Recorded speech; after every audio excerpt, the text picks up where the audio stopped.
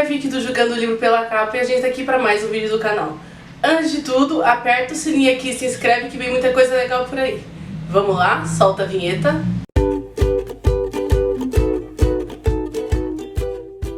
Hoje vamos para uma crítica bem rápida sobre Five Nights at Freddy's. Começo esse vídeo falando que eu tenho muitos amigos que são super fãs do jogo, né? Eles acompanham nesses quase 10 anos da franquia. Eu não sou um deles, eu não faço parte do fandom, não desenho, eu não interajo nem nada.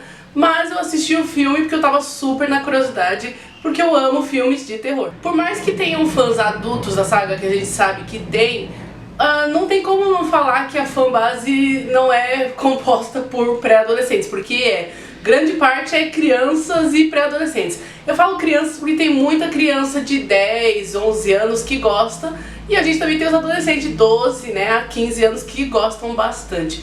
Eu já esperava por isso, quando eu fui na estreia, né, a sala tava lotada de verdade, cheia de pré-adolescente.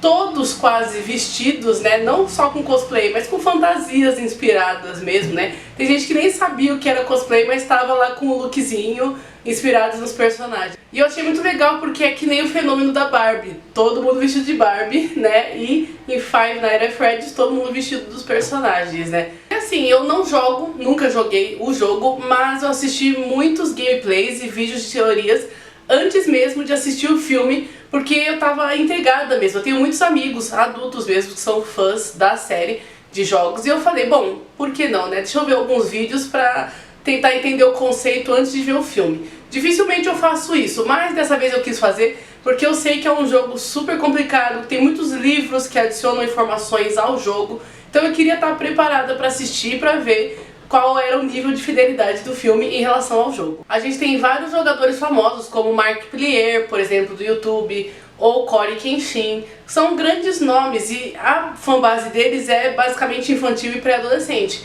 Então, não sei por que algumas pessoas se espantaram que tinha muito adolescente na sala. Alguns amigos meus que também não jogam se espantaram com a quantidade de crianças na sala. E eu falei, gente, é o público demográfico do jogo, principalmente por conta desses youtubers. E o filme acabou de se tornar a maior bilheteria de estreia de terror do ano. Tipo, ultrapassou Megan, ultrapassou Talk to Me da A24 e assim, superou demais em termos de estreia. E o filme também se tornou a maior estreia de terror da Blumhouse desde Halloween. Isso é um grande feito para vocês verem como o filme tem uma fanbase muito grande e como a fanbase gosta quando os filmes eles têm um respeito com a obra. A gente vai falar sobre isso um pouquinho mais pra frente, porque foi isso que eu achei do filme. Eu acho muito interessante o conceito de Five Nights at Freddy's, né, com os animatrônicos e tudo mais. Só que assim, a primeira vez que eu vi uma arte, aliás, foi do Tumblr de Five Nights at Freddy's, acho que foi uns 9 anos mesmo atrás.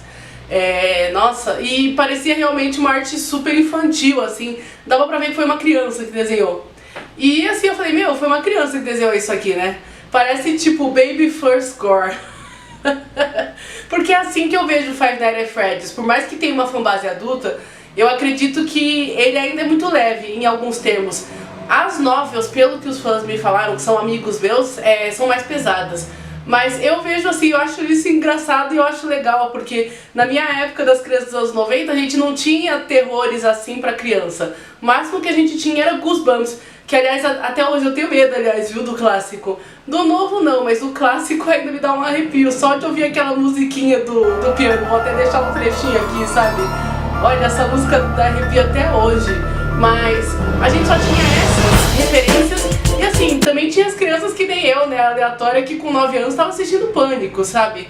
Então eu acho interessante que tem um jogo gore justamente pra esse público, não tão gore assim, mas sabe, eu acho que é interessante, é que nem eu falei, Baby's First Gore, sabe? Que aí você vai daí pra coisas piores, né, no futuro. Então eu achei muito legal. Até caberia um outro vídeo nesse tema que eu tô falando, mas vamos deixar isso mais pra frente porque hoje é uma crítica rápida. Falando como alguém leiga que não faz parte do fandom, eu gostei muito do filme. Eu não concordei com muitas críticas que eu vi da parte crítica mesmo de jornalistas que criticaram o filme, falando que ele é péssimo, que ele é ruim. Eu discordo totalmente. Eu não achei tão ruim assim. Inclusive eu assisti um pouquinho depois, né, tipo no final de semana de estreia, mas né, eu sei que a pré-estreia e a estreia estavam lotadas, mas eu assisti no final de semana, sala cheia pra caramba, e eu achei o filme bom, não achei ruim como as pessoas falaram não, e eu tô falando como alguém que não é fã, viu? Como alguém que não é fã, eu vi um filme de terror como todos os outros filmes de terror que eu já vi, tipo Megan, por exemplo, não vi nada de diferente, sabe? É aquele padrão Blumhouse que a gente sabe qual que é.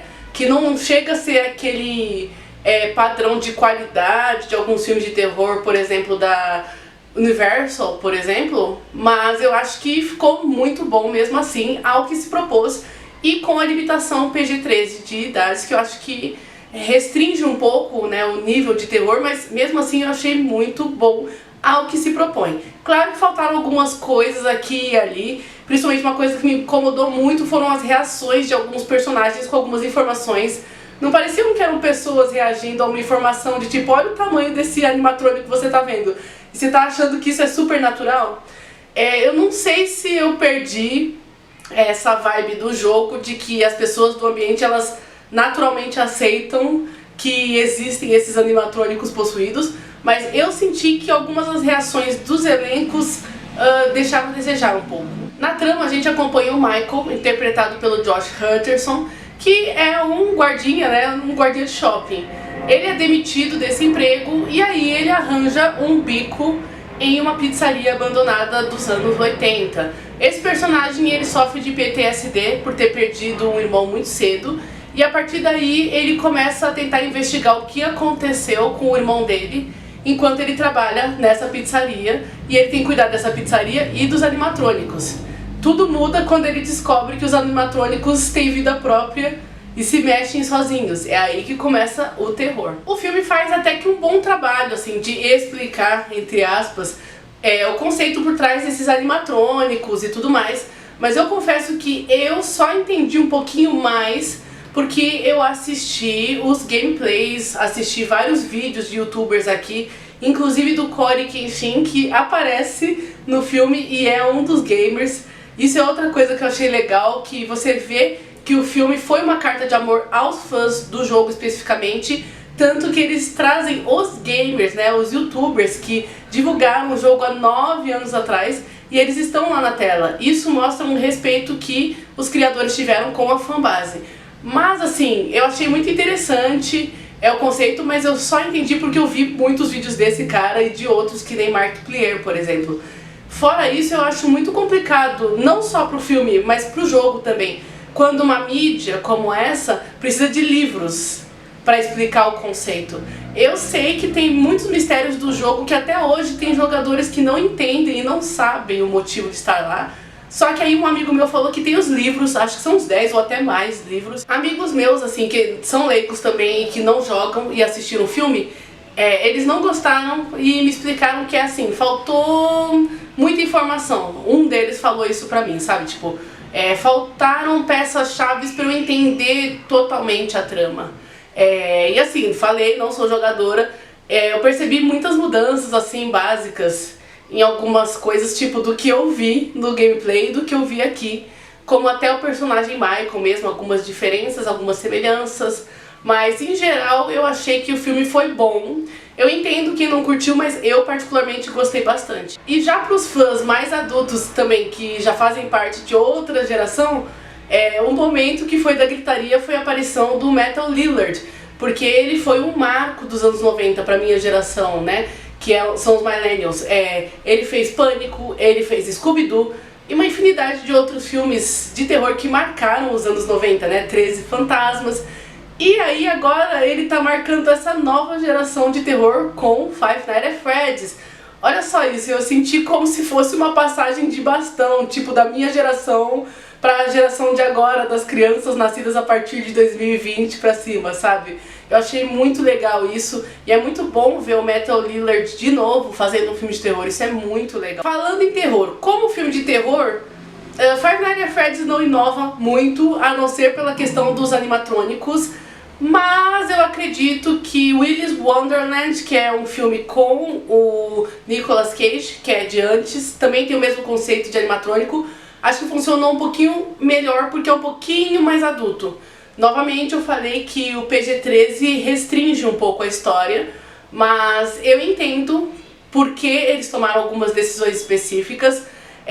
Achei que tiveram poucos sustos, sendo que o grande trunfo do que eu assisti dos gameplays, né, do jogo, são justamente os momentos de susto. Eu achei que tiveram pouquíssimos momentos de susto mesmo, assim, sabe? E não é só por causa da classificação etária. Muitos filmes de terror dos anos 90 também eram PG-13. E mesmo assim eram um pouquinho mais pesados, sabe? Então são coisinhas aqui e ali, como eu falei no começo do vídeo, que acabam diminuindo um pouquinho a nota do filme pra mim. Mas isso não é demérito nenhum, porque eu gostei de verdade da história. Não achei tipo, né, tipo, inovador e tudo mais. Mas eu achei muito interessante e achei que foi uma carta de amor aos fãs do jogo e fiel à medida do possível. Tiveram algumas cenas específicas que os fãs realmente foram, né, às alturas, como por exemplo uma referência a uma mordida específica. Eu não vou lembrar o ano agora, se era 84 ou 87. Gente, foi muito gameplay que eu assisti, mas enfim. Tem uma cena que faz referência a isso. Tem outra cena que faz referência a um jogo chamado Sisters Location, que é da franquia Five Nights at Freddy's também. E nesses momentos a gente viu que os fãs assim, uau! Quando começou a tocar a música de fundo do tal do Living Tombstone, o pessoal surtou, assim, começou a cantar junto na sala. Foi muito interessante de ver. Eu gosto dessa experiência. Eu sei que tem muitos críticos e cinéfilos que não gostam de baderna e barulho na sala. Eu gosto quando os fãs fazem isso, porque pra mim é a prova viva de que um filme respeitou a fanbase. E isso é muito legal de ver. Por isso que eu gostei tanto, assim, acho que foi mais da experiência, mas eu gostei bastante. E o grande problema é esse mesmo, a falta de explicações. Acho que isso, não sei se vai trazer fãs novos pra franquia. Eu sei que, tipo, vão ter mais filmes, que eu vi notícia, né, sobre a história. Vão ter sequências, mas assim, tô ansiosa pra ver. Não sei como vai ser a recepção dos próximos filmes, mas acho que a Blumhouse tem aí um mapa da mina na mão e se eles trabalharem direitinho dá pra fazer uma coisa bem legal. É isso, gente, por hoje é só. Coloquem aqui nos comentários se vocês gostaram do filme e a gente se vê no próximo vídeo do canal. Tchau, tchau!